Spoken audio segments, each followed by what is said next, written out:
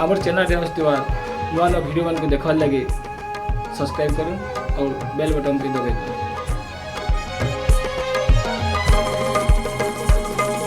शीतल षष्ठी कहले पालन करा जासी तार पर मुई कहानी कभार के जाऊँ। विधातार घटसूत्रे छंदी हुई वज्रांग वज्रांगी पति पत्नी भावे करंती जीवन जापन। किछि दिन अंते वज्रांग ओरसु वज्रांगी हेले गर्भवती। एमिति जे बीतीगला हजारे बरस। दीर्घ प्रतीक्षार अंते वज्रांगी जन्म कले एक शिशु जे कुमर। पिता माता नाम तार रखिले तारका। समय स्रोते कुमर प्रवेशिला युवा अवस्था मने चिंता कला हेबा पाई त्रिभुवनपति। से निमंते एकांतरे जाई घोर अरण्यकु महानिष्ठारे तपस्या कला ब्रह्मदेवे। तारकार तपर प्रभावे ब्रह्मलोक हेला थरहर। मराल बाहन चढ़ी वेदपति उभा हेले तारका समीपी।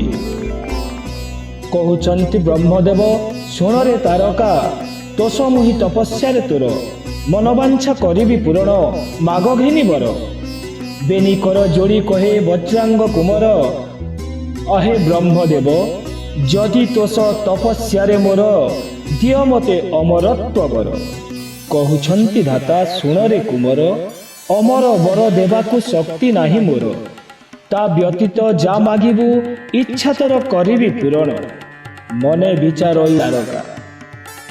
कि बर मागिले मुहि रहिबी अजय अमर होई एही धराधामे। मने विचार चिंता कला शिव जे अटंती जोगी बाल ब्रह्मचारी। मन मध्य स्थिर करी कहिला तारका आहे ब्रह्मदेव दिय मते एही बर। शिवंक अरसु जात हेब जे कुमार ताहारी हस्तरे मृत्यु होइब मोहर। तथास्तु कही ब्रह्मदेव चलीगले। तो ब्रह्मावरे होई बलियार तारका असुर नामे हेला परिचित ए धरा धामरे। बाहु बोले तिनी पुर कला अधिकार न मानिला देवता ब्राह्मण।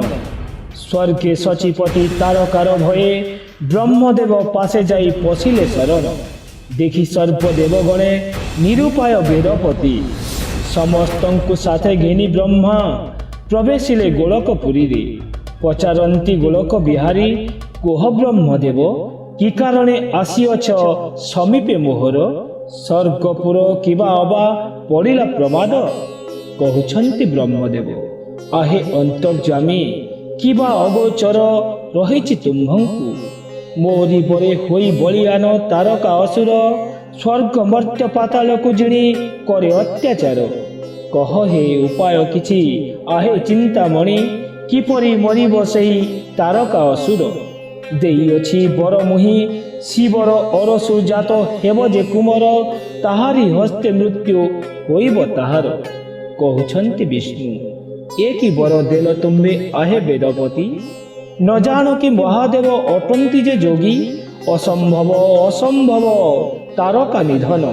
शिवंक अरसु पुत्र नुहई संभव। कर जोड़ी कहउछंती देवराज इंद्र हे गोलक बिहारी असंभव सते किबा तारका निधन। तेबे किबा स्वर्गपुर छाड़ी देव गणे लुचिथिबु तुम्भे थाउ थाउ। कह ए उपाय किछि आहे मायाधर। कहउछंती प्रभु नारायण शुण सर्प देवगण एकमात्र रहिछि उपाय। गिरिराज नंदिनी पार्वती करुछंती तप। एकमात्र लक्ष्य तांक पति रूपे वरण करिवे से भोला शंकरे। पार्वतींक तपे तोष हेले महादेव जगतर होइब मंगल। एमिति की बीतीगला अनेक बरस। तपस्या तोष हेले भोला महेश्वर। विवाह कले पार्वती को देव महादेव। शिव पार्वती होइला मिलन। कामनारे होई बस कले रति क्रीड़ा। ए समय तारकासुर स्वर्गपुर कला आक्रमण। प्राण भये सर्वदेवगण साथे घिनी ब्रह्मा विष्णु प्रवेशिले कपिलास द्वारे। आरत कंठे डाकिले त्राहि मां शंकर त्राहि मां। देवंक आरत शुणी भोला महेश्वर छाड़ी रति क्रीड़ा ପ୍ରବେଶିଲେ ହୋଇ ତରତର ଉଭା ହେଲେ କପିଳାସ ଦ୍ୱାର। ଏ ସମୟରେ ଶିବ ବ୍ରହ୍ମ ହୁଏ ଟଳମଳ ବାମ କରେ ଚାପି ଧରି ଲିଙ୍ଗ କହନ୍ତି ଯେ ଶିବ କୁହ ବ୍ରହ୍ମଦେବ କୁହ ଚକ୍ରଧାରୀ କୁହ ଦେବଗଣ କି ନିମନ୍ତେ ଆସିଅଛ ସର୍ବେ ହୋଇ ମେଳ।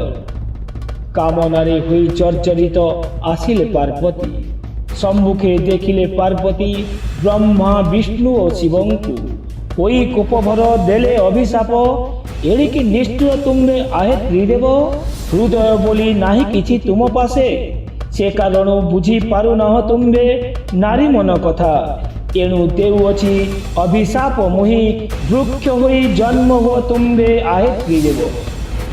ପାର୍ବତୀଙ୍କ ଅଭିଶାପେ ବ୍ରହ୍ମା ହେଲେ ପଳାଶ ବୃକ୍ଷ ବିଷ୍ଣୁ ହେଲେ ଅସ୍ପଷ୍ଟ ବୃକ୍ଷ ଆଉ ଶିବ ହେଲେ ବଟବୃକ୍ଷ।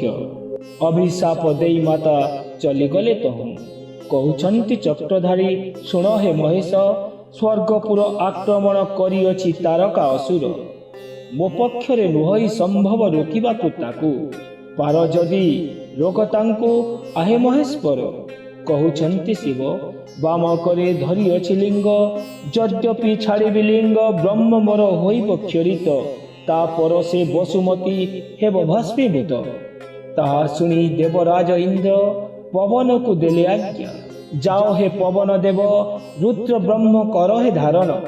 ଆଜ୍ଞା ପାଇ ସେ ପବନ ଦେବ ଶିବଙ୍କ ବ୍ରହ୍ମକୁ କରିନ ଧାରଣ ଆକାଶ ମାର୍ଗରେ ଯାଇ କରନ୍ତି ଭ୍ରମଣ।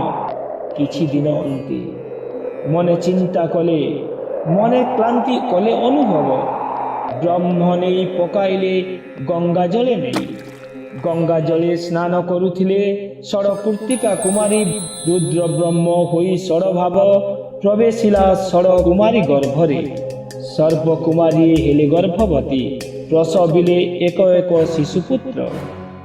କୁମାରୀ ଥିବାରୁ ସର୍ବେ ଲୋକନିନ୍ଦା ଭୟେ ଷଡ଼ପୁତ୍ର କରି ଏକତ୍ରିତ ମଞ୍ଜୁଷାରେ ରଖି ତାକୁ ଭସାଇଲେ ଗଙ୍ଗା ଜଳ।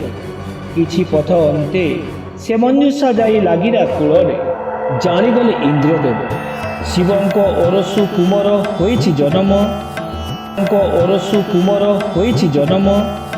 ସେ କାରଣୁ ସାଥେ ଘେନି ସର୍ବଦେବଗଣେ ପ୍ରବେଶ ହୋଇଲେ ଯାଇ ମଞ୍ଜୁଷା ନିକଟେ ସଯତ୍ନେ ଖୋଲନ୍ତେ ମଞ୍ଜୁଷା ଦେଖିଣ ତାଟକା ହେଲେ ନିଜେ ସଚିପତି। ଏ କି ବିଚିତ୍ର ରୂପ ସୂର୍ଯ୍ୟ ତେଜ ଜିଣି ଝଟକୁଛି ତନୁକାନ୍ତି ଷଡ଼ମୁଖ ଚତୁର୍ଭୁଜ ଦେଖି ଧନ୍ୟ ଧନ୍ୟ କଲେ ମହାଦେବୀ। ସଯତ୍ନେ ଆଣିଅ ସେ ଶିଶୁ କୁମରେ ପ୍ରବେଶ ହୋଇଲେ ମହାଦେବ ପାଶେ କୁମରକୁ କରିନ ଆଶିଷ ଦେବ ଉମାପତି ନାମ ତାର ରଖିଲେ କାର୍ତ୍ତିକ। କହୁଛନ୍ତି ଭୋଲାନାଥ ଶୁଣ ଦେବରାଜ ଜଗତ ମଙ୍ଗଳ ପାଇଁ ସାଥେ ଘେନି ଯାଅ ପୁତ୍ର କାର୍ତ୍ତିକକୁ ସ୍ୱର୍ଗପୁରେ ଦେବତାଙ୍କ ମଧ୍ୟରେ ସେନାପତି ପଦେ ତାକୁ କର ଅଭିଷିକ୍ତ। ଏ ସମୟରେ ସ୍ୱର୍ଗପୁର ଆକ୍ରମଣ କଲା ତାରକା ଅସୁର ସାଥେ ଘେନି ଦେବଗଣ କାର୍ତ୍ତିକ କୁମାର ଯୁଦ୍ଧ ଆରମ୍ଭିଲେ ଯାଇ ତାରକା ସୁରର ସାଥୀ।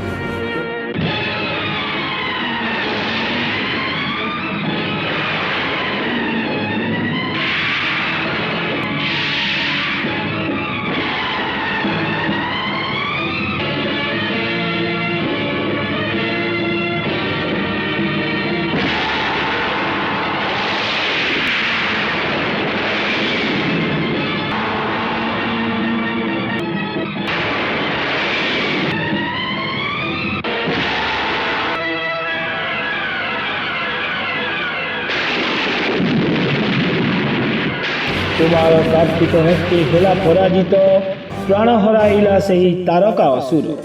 ମହାନନ୍ଦେ ସର୍ବଦେବଗଣେ କଲେ ପୁଷ୍ପ ବୃଷ୍ଟି ତାରକାସୁରର ଅଶାନ୍ତ ଅନଳେ ଜଳୁଥିଲା ସୃଷ୍ଟି ତ୍ରାହି ତ୍ରାହି ଡାକୁଥିଲେ ସର୍ବ ଜୀବଗଣ। ଜଗତ ମଙ୍ଗଳ ପାଇଁ ତାରକା ଅସୁର ବଧି କାର୍ତ୍ତିକ କୁମାର ଶୀତଳ କଲେ ସୃଷ୍ଟିକୁ ସକଳ ଜୀବର ପ୍ରାଣେ ଭରିଦେଲେ ଶୀତଳର ଛାୟା। आमर चैनल रे आसुवा नुआ नुआ वीडियो मान को देखवार लगे सब्सक्राइब करूँ और बेल बटन भी दबाई।